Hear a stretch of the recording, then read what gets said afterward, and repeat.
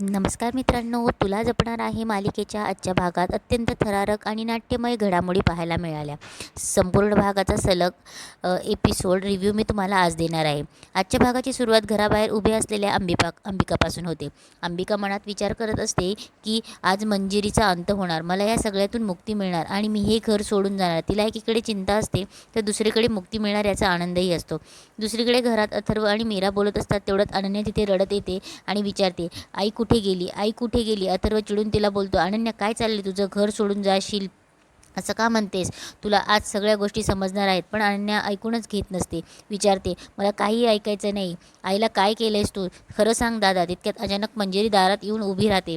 अनन्या आई ओरडत पळत जाते. तर मीरा आणि अथर्व मंजिरीला पाहून पूर्णपणे शॉक होतात. अनन्या पळत जाऊन विचारते, आई कुठे गेली होतीस तू, काय झालं. मंजिरी बोलते की अनन्या अगं बाळा काय झालं, जिवंत आहे मी. अनन्या बोलते की आई असं का बोलतेस तू. तेवढ्यात अजित आणि दामोदरला गुपचूप विचारत असतो की डॅड, ही मंजिरी मामीच आहे ना, तिचा आत्मा तर नाही आहे ना. हे ऐकून दामोदर जोरात आत्मा ओरडतो. मंजिरी त्याच्या जवळ येऊन विचारते, कोणाचा आत्मा. दामोदर विषय सावरून घेतो. तेव्हा अजित विषय सावरून घेतो. त्यावर अजित बोलतो की नाही, त्यांना तुम्हाला बघून आत्म्याची शांती मिळाली असं म्हणायचं होतं, पण ते आत्मा असं जोरात ओरडले आणि शांती हा शब्द विसरूनच गेले. तेव्हा अनन्या पुन्हा विचारते की आई कुठे गेली होतीस. तेव्हा मंजिरी बोलते की अगं अथर्वने सांगितलं ना की मी आश्रमाच्या कामासाठी बाहेर गेले होते म्हणून, आणि नर्मदालाही माहीत होतं. तेव्हा अनन्या बोलते की बोलला होता तो, पण तर दामोदर काही बोलणार. तेवढ्यात मंजिरी बोलते की बरं जाऊ दे, अजित ती भाज्यांची पिशवी घेऊन ये. दामोदर बोलतो की मी आणतो. तेव्हा मंजिरी दामोदरला सांगते की नर्मदाकडे द्या, गावाकडे ताज्या भाज्या भेटल्या ना म्हणून घेऊन आले. इकडे दुसरीकडे अथर्व, अंबिका आणि मीरा त्या गुहेत येतात आणि तिथून बाबा बाबा असा आवाज येत असतात. त्या शिवणातला शोधत असतात. सगळे बाबांना शोधत असतात. अंबिका आणि मीरा हाक मारत असते. अथर्व बोलतो की इथे पिंजराही दिसत नाही आणि कसली राख पडली ही तेच जागा आहे ना, इथे पिंजरा होता.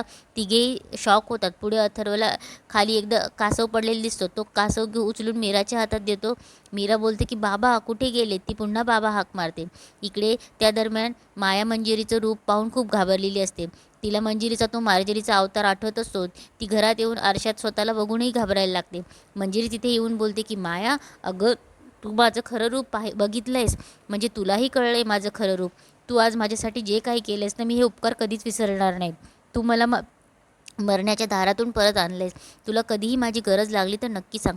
असं म्हणून मंजिरी जाते. माया घाबरत मनात बोलते, घरात बोलते की मंजिरी किती डेंजरस आहेत ह्या. पण ती स्वतःशी हसूनही बोलते की आता सगळं किती इंटरेस्टिंग होत चालले. इकडे दुसऱ्या खोलीत वेदा अभ्यास करत असते. अनन्या तिथे येऊन बोलते की वेदा बघितलेस का कोण आलंय. आजी आली. वेदा जोरात आजी ओरडते आणि विचारते, आजी तू कुठे गेली होतीस, मला तुझी खूप आठवण आली. मंजिरी विचारते, किती आली. वेदा दोन्ही हात पसरवून दाखवते, एवढी. वेदा तेव्हा मंजिरी बोलते की मी तुला माहिती का मी कुठे गेली होते, मी जादूच्या गुहेत गेले होते. तुला तेव्हा वेदा बोलते की जादूच्या गुहेत मला पण घेऊन जा ना. तेव्हा मंजिरी बोलते की तुला मी घेऊनच जाणार आहे, पण आधी तिथून तुझ्यासाठी मी खाऊ आणला आहे. मंजिरी बॉक्समधून पेढा काढून वेदाला देणार. तेवढ्यात मीरा तिथे रागाने ओरडते आणि बोलते की तो पेढा फेकून देते आणि बोलते की बाबा कुठे आहेत माझे, काय केलंस तू त्यांना. मंजिरी बोलते, अगं काय बोलतेस तू. तेवढ्यात अथर्वही तिथे येतो. अनन्या मीरावरच ओरडते, काय चाललंय तुझं, मी काही बोलत नाही याचा अर्थ. अथर्व तिला रोखण्याचा प्रयत्न करतो, पण अनन्या मीरा आणि अथर्वचा दोघांचा हात धरून खोली बाहेर काढते. दरवाजा बंद करून घेते. इकडे नर्मदा दामोदर आणि अजितला सांगत असते की मंजिरी आश्रमाच्या कामासाठी गेलीच नव्हती. दामोदर विचारतो, बायको तुला खरंच वाटतं की मंजिरी वहिनीच आहे ते. तेवढ्यात अजित जोरात ओरडतो की माया, माझी माया कुठे गेली. तेव्हा तो मायाचं नावाने रडत असतो आणि बोलतो की माझी माया मला मिळाली नाही ना तर माझा श्वास थांबेल. मंजिरी मॅडम आली, मग माया पण यायला हवी होती ना. नर्मदा डोक्याला हात लावते. माया हे गुपचूप सगळं बघत असते. खोलीत येऊन बोलते आणि यानंतर यांना तर मी आता दिसणार नाही, यांना तालावच नाचवते. माया जाऊन नर्मदाचे केस ओढते. नर्मदा मागे ओढून बोलवते की माया काय करतेस, केस कशाला ओढलेत माझे. अजित लगेच तिच्याकडे धावत जातो. तेव्हा माया बोलते, माया खूप टेन्शनमध्ये असते. मंजिरी मॅडमने माझे पावर काढून घेतल्या वाटतं आणि म्हणून ती आलीच मी म्हणून तिथून निघून जाते. इकडे शेवटी अंबिका, मीरा आणि अथर्व एकत्र बोलत असतात. अंबिका बोलते की हे बघा, जे घडलंय ते का घडलंय, कसं घडलंय याचा तपास आपल्याला करायला पाहिजे. तेवढ्यात मंजिरी तिथे येते आणि अंबिका बोलते की मंजिरी. मंजिरी तिघांकडे बघून हसते काय मग अथर्व, तू पण आता मायाला बघू शकतोस. मीरा, हे जे काही तू केलं आहेस ना, हे सगळं तुझ्यामुळे झालं आहे आणि इथून पुढे जे काही होणार आहे ना, ते तुझ्यामुळेच होणार आहे. तुम्हाला आता प्रश्न पडला असेल ना, की मी पिंजऱ्याबाहेर कशी आली.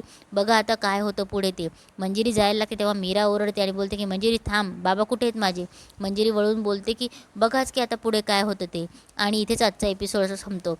तर मित्रांनो, तुम्हाला आपले एपिसोड खरंच मनापासून आवडत असतील तर नक्की या चॅनलला सबस्क्राईब करायला विसरू नका, लाईक करायला विसरू नका आणि तुमच्या मित्रांना शेअर करायला विसरू नका. आणि आणि आपले सगळे सबस्क्रायबर पूर्ण केल्याबद्दलही तुमच्यासाठी मनापासून धन्यवाद. खूप आभार आहेत तुमचे. आणि मित्रांनो, मी काही कामानिमित्त बाहेर आली होती, त्यामुळे मला एपिसोड टाकायला टाईम भेटत नव्हता. आणि मी जसे बाहेर राहून तुमच्यासाठी मी एपिसोड बनवून दिले. माझ्याकडनं त्यात काही चुका झाल्या असतील तर सॉरी. आणि असेच आपले एपिसोड बघत राहा आणि असंच आपल्या चॅनलला ग्रो करत राहा. धन्यवाद.